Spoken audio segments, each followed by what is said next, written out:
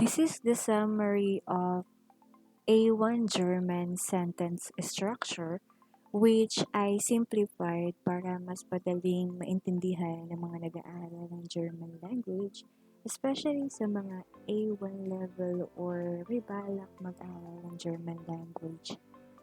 Start tayo sa formula para mag-construct ng sentence dahil ito yung pinaka-importante mo dapat matutunan.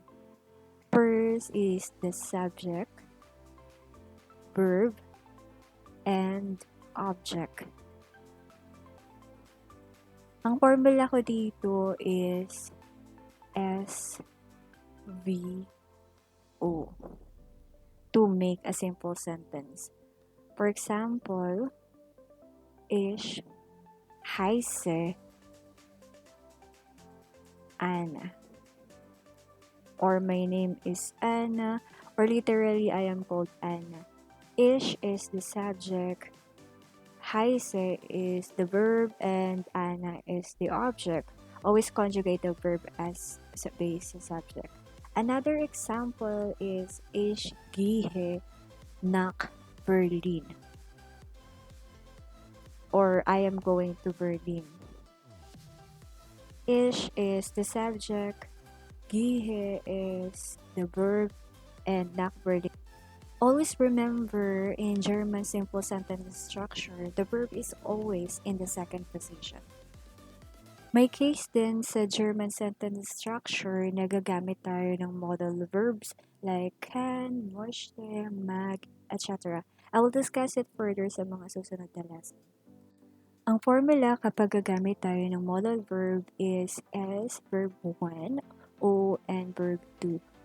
For example, ich can, which is kapag gagamit tayo ng modal verb, siya yung nasa second position and conjugated as base subject. Nach Berlin gehen. Or I can go to Berlin.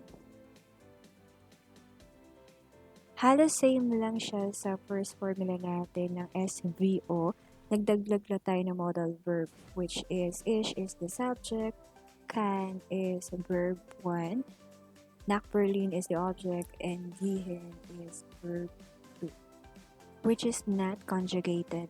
Dahil ang kinoconjugate natin is in the second position, which is yung modal verb. Another example is ich möchte, which is conjugated pa rin as base subject, einen Apfel essen, or I want to eat an apple, which is ich is our subject, möchte is the first verb, einen Apfel is our object, and essen is the second verb, which is not conjugated. And as always, first verb or our modal verb is in the second position.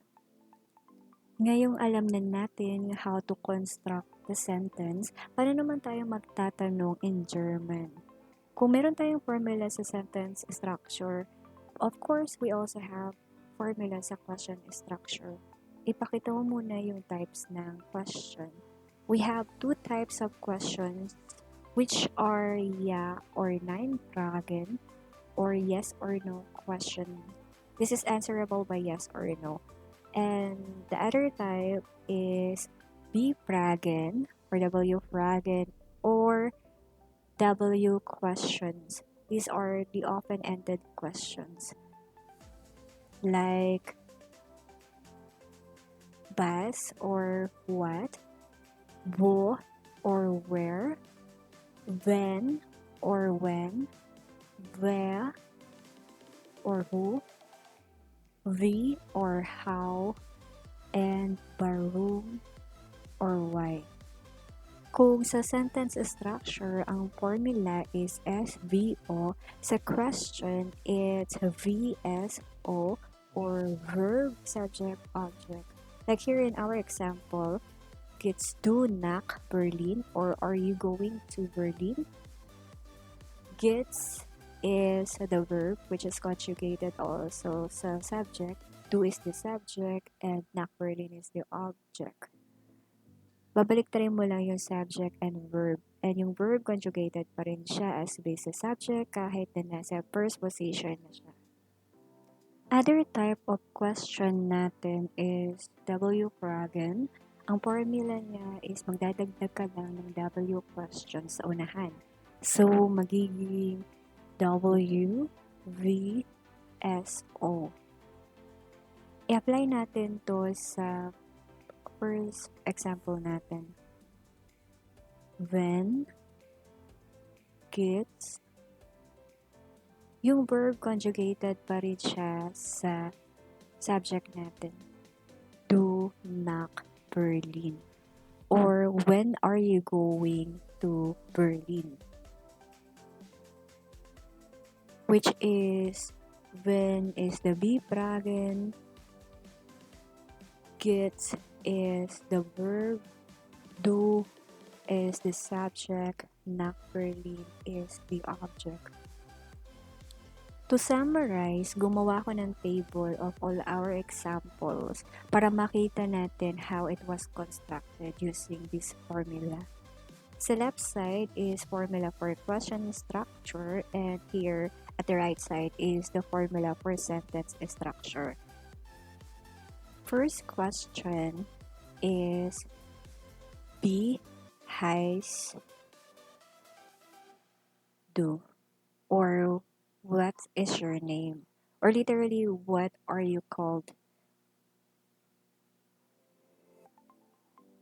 To answer it, ich heiße Anna. Or my name is Anna. Ich the subject, verb the heiße, Anna is the object. Next question is be fragen. Like, wohin geht's du? Or where are you going? To answer it, ich gehe nach Berlin. Or I am going to Berlin. Ich is the subject, gehe is the verb, nach Berlin is the object. The next type of question is ja oder nein fragen.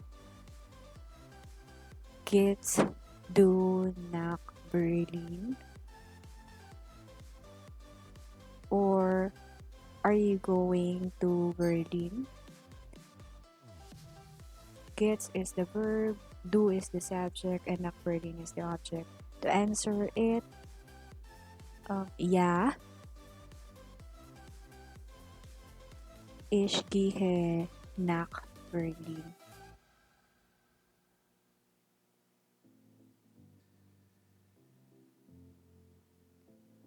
Or yes, I am going to Berlin.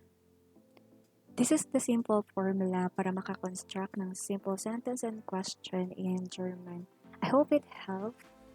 And if you have any question, leave lang kayo ng message and I'll try my best to answer it.